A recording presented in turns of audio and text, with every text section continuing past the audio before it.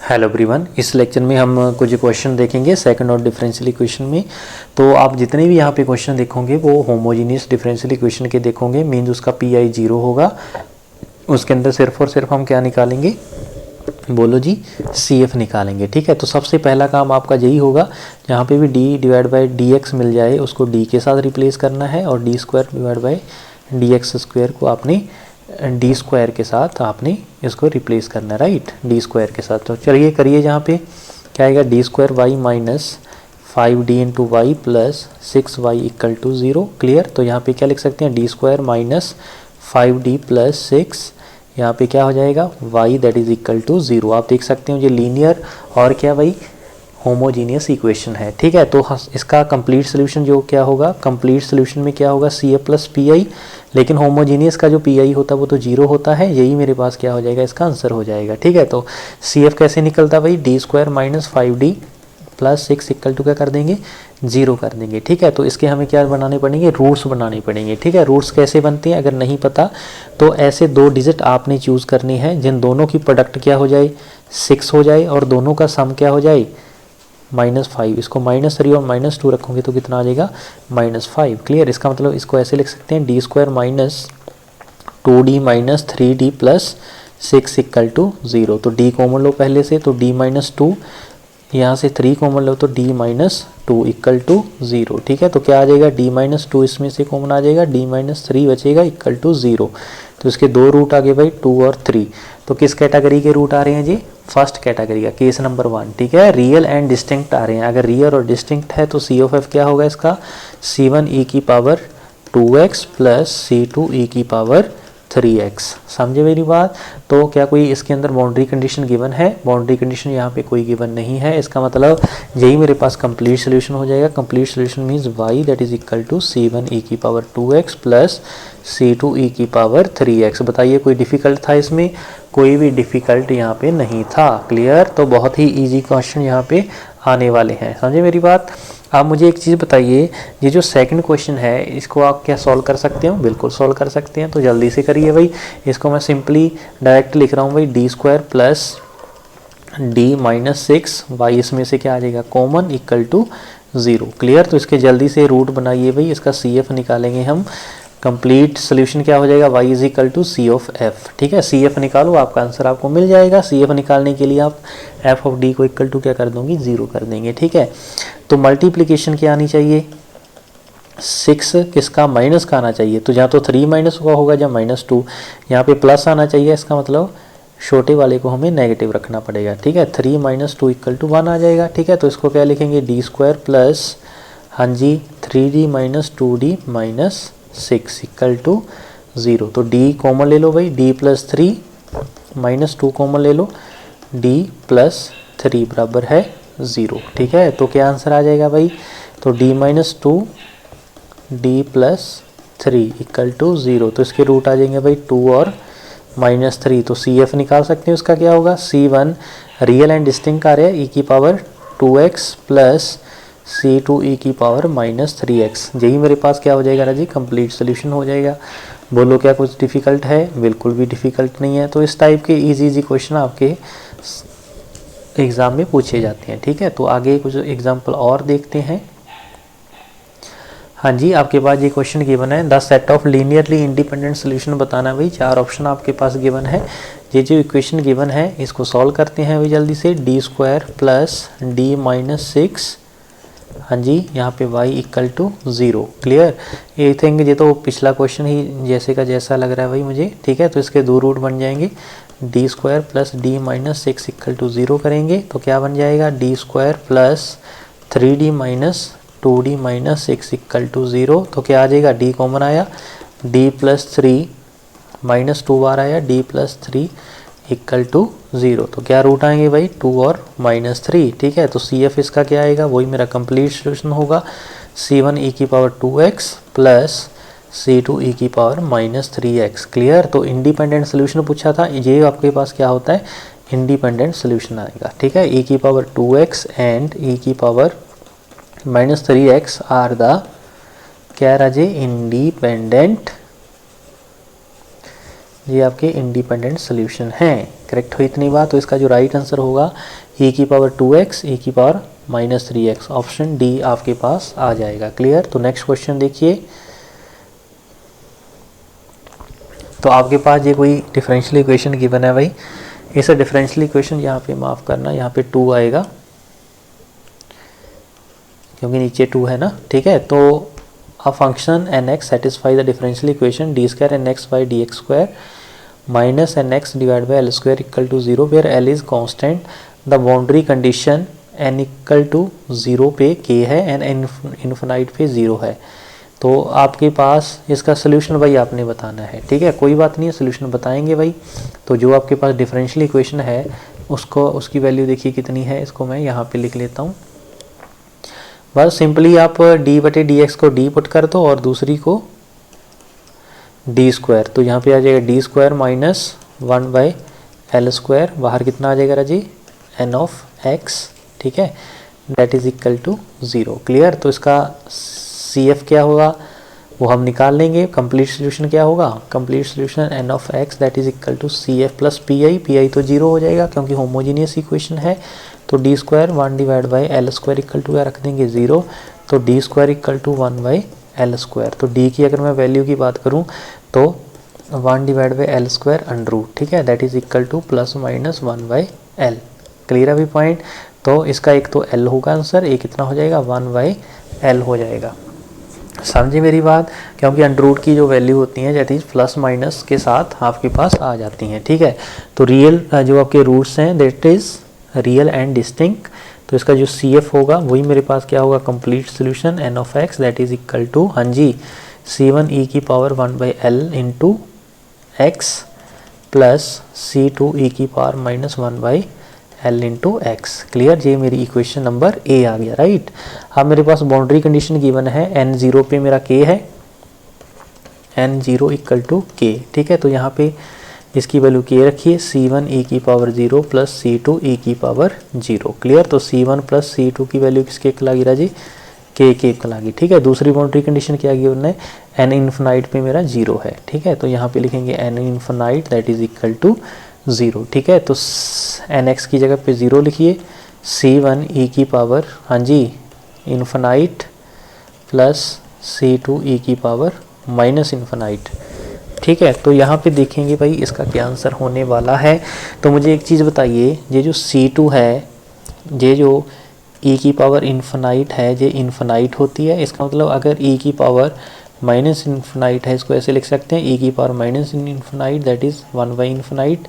1/इन्फिनाइट क्या होता है, 0 होता है, ठीक है। इसका मतलब ये हुआ, इस टर्म की वैल्यू तो मेरे पास क्या भाई 0 है, ठीक है। तो C1 इंटू ई की पावर इन्फिनाइट इक्वल टू 0, ठीक है। तो क्या हम इसको ऐसे लिख सकते हैं, ये तो इन्फिनाइट हो गया ना, C1 into infinite that is equal to 0। क्या हम ऐसे लिख सकते हैं 0/इन्फिनाइट इक्वल टू 0, ऐसा नहीं हम बोल सकते, बिकॉज आपकी ये जो इक्वेशन है ये सेटिस्फाई होगी ही होगी, ठीक है। To satisfy this equation, to satisfy this equation, इस इक्वेशन को सेटिस्फाई करने के लिए आपका C1 मस्ट भी क्या होना चाहिए 0। 0 इंटू समथिंग क्या होगा 0, तभी तो 0 इक्वल टू 0 आएगा ना, ठीक है।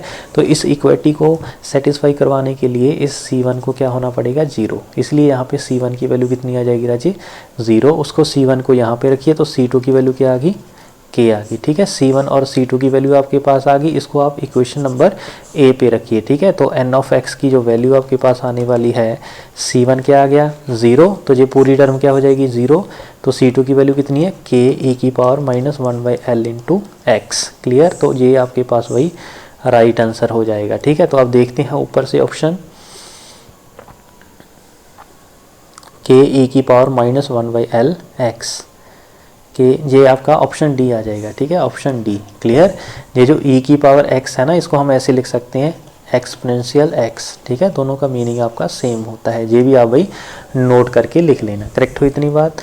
बढ़े आगे। तो नेक्स्ट क्वेश्चन देखिए भाई, तो ज़्यादा घबराने की ज़रूरत नहीं है, कंसेप्ट याद है तो कुछ भी आप कर सकते हो, ठीक है। इनिशियल कंडीशन भाई यहाँ पे आपको गिवन है, तो आपने y की वैल्यू निकालनी है at x is equal to 1। तो लिखो भाई d square plus 4d plus 4, हाँ जी, बाहर क्या आ जाएगा y that is equal to 0। तो y की वैल्यू क्या हो जाएगी c ऑफ f, ठीक है। तो निकाल दो भाई d square plus 4d plus 4 equal to 0, तो यहाँ पे क्या आ जाएगा D square plus 2d plus 2d plus 4 equal to 0, तो d कॉमन ले लो, d प्लस 2, इधर से 2 कॉमन ले लो, d प्लस 2 इक्वल टू 0, तो जब इसके फैक्टर बनाओगे तो d प्लस 2 इक्वल टू 0 हो जाएगा। तो d की वैल्यू कितनी आ गई भाई -2, कौन से रूट आ रहे हैं भाई,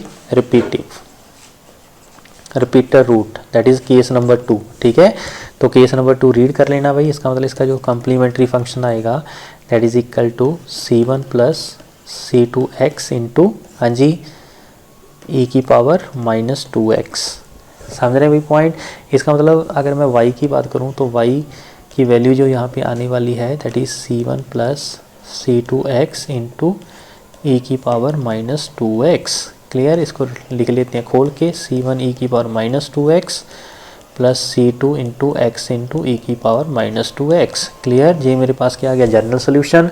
अब मेरे पास बाउंड्री कंडीशन गिवन है। पहली बाउंड्री कंडीशन क्या है, y0 इक्वल टू 1, जब x की वैल्यू 0 है उस केस में y की वैल्यू कितनी है 1, तो c1 प्लस c2 इंटू 0, ठीक है। तो यहाँ से c1 किसके इक्वल आ जाएगा, 1 के इक्वल आ जाएगा, ठीक है। दूसरी कंडीशन क्या है भाई, y dash 0 equal to 1, y dash का मीनिंग क्या है, डेरिवेटिव, ठीक है। तो इसका डेरिवेटिव पहले करो, तो इसका डेरिवेटिव y डैश हो जाएगा c1 e की पावर -2x का e की पावर -2x इंटू 2x का इतना हो जाएगा -2, राइट, प्लस c2, यहाँ पे प्रोडक्ट का फार्मूला लगेगा भाई, पहले का डेरिवेटिव 1 हो जाएगा, दूसरा एज इट इज़ लगा दो, प्लस फिर पहला एज इट इज़, दूसरे का e की पावर -2x इंटू -2, राइट। तो y डैश की वैल्यू आ जाएगी -2 c1 e की power -2x plus c2 e की power -2x minus 2x e की पावर -2x, ठीक है। तो इसमें आप भाई कंडीशन डाल दो, y डैश 0 इक्वल टू 1, जब x मेरा क्या है 0 है उस केस में y डैश की वैल्यू कितनी है 1, तो 1 इक्वल टू -2 c1 e की पावर 0 प्लस c2 e की पावर 0 -2 इंटू 0 2x, राइट। तो ये सारी टर्म क्या हो जाएगी 0 हो जाएगी, इसकी वैल्यू 1 हो जाएगी, इसकी वैल्यू भी क्या हो जाएगी 1, तो -2 c1 प्लस c2, ठीक है। c1 की वैल्यू ऊपर देखो भाई 1 आ रही है, तो 1 यहाँ पे पुट करेंगे -2, इधर जाके प्लस का हो जाएगा, तो c2 की वैल्यू कितनी हो जाएगी 3 हो जाएगी, ठीक है। c1 और c2 की वैल्यू, ये जो इक्वेशन नंबर ए है इस पे आप रखिए, आपको आपका सोल्यूशन मिल जाएगा, ठीक है। तो y is equal to c1 कितना है 1 e की पावर -2x, आगे क्या है प्लस c2 की वैल्यू आ गई 3x e की पावर -2x, समझ रहे पॉइंट। अब मुझे y की वैल्यू कैलकुलेट करनी थी at x is equal to 1, तो y1 आप निकाल सकते हो भाई, y1 that is equal to e की पावर -2 प्लस 3 e की पावर -2, तो 114 हो जाएगा e की पावर -2, ठीक है। इसको सॉल्व कर लेना, आपको आपका आंसर मिल जाएगा, समझे भाई मेरी बात। तो वही कोई ज़्यादा डिफिकल्ट क्वेश्चन नहीं है, तो इजी क्वेश्चन यहाँ पे रहते हैं, ठीक है। बस आपको रूट का ध्यान रखना है कि आपके जो रूट है वो किस कैटेगरी के आते हैं, ठीक है। रूट का अगर आइडिया हो गया तो आप इजीली आप अपना क्वेश्चन सॉल्व कर सकते हो, ठीक है। तो नेक्स्ट क्वेश्चन देखिए भाई,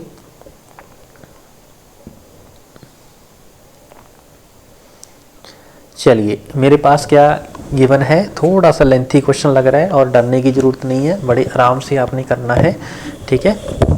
तो सबसे पहले मेरे पास क्या है, x is equal to x1 यहाँ पे गिवन है, ठीक है। तो x इज इक्वल टू अगर x1 गिवन है तो इसका मतलब ये हुआ, फर्स्ट केस हम ले लें, ये डिफरेंशियल इक्वेशन आपके पास गिवन है, पहले इसको सॉल्व कर लेते हैं, फिर कंडीशन देखते हैं क्या क्या गिवन है। तो डी स्क्वायर प्लस 1, बाहर कितना आ जाएगा x of t, right hand side आपकी 0 ही है, ठीक है। तो यहाँ पे क्या हो गया राजी बोलो क्या हो गया, D square plus 1 equal to 0 हो गया, तो d की वैल्यू कितनी हो जाएगी -1 का under that is plus minus j, clear. इसको हम 0 भी लिख सकते हैं, ठीक है। तो इसका मतलब x of t that is equal to, हाँ जी, इसकी वैल्यू किसके इक्वल आ गई, कम्प्लीमेंट्री फंक्शन ही होगा ना। तो जब भी मेरे पास j होता है, अल्फा प्लस माइनस j होता है, तो इसके CF किसके इक्वल आता है राजी, आपको बताया था भाई, बोलो e की power alpha x c1 cos beta x, यहाँ पे बीटा होगा, ठीक है, beta x plus c2 sign beta x, ठीक है। तो टाइप 3 है जी।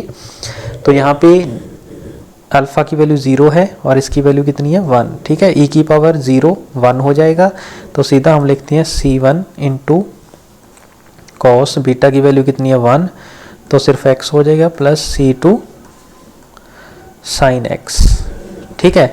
तो इसके भाई दो सोल्यूशन है, एक तो x1 एक बार रखेंगे, एक बार क्या रखेंगे x2 रखेंगे। क्लियर, लिखिए number 1 when xt equal to x1t, ठीक है। तो इसका मतलब क्या हो गया, x1t मेरे पास क्या आ गया जी, c1 cos x plus c2 into sine x, ठीक है। जो कंडीशन आपके पास गिवन है x1 की है, ये देखो एक ये है एक ये है, ठीक है। तो इसका डेरिवेटिव भी वही मैं करके रख लेता हूँ सो दैट मुझे कैलकुलेशन करनी थोड़ी सी इजी हो जाए, ठीक है। c1 का सॉरी कॉस का माइनस साइन होता है, इसको ऐसे लिखते हैं साइन एक्स प्लस कॉस का सॉरी साइन का क्या हो जाएगा कॉस एक्स हो जाएगा, ठीक है।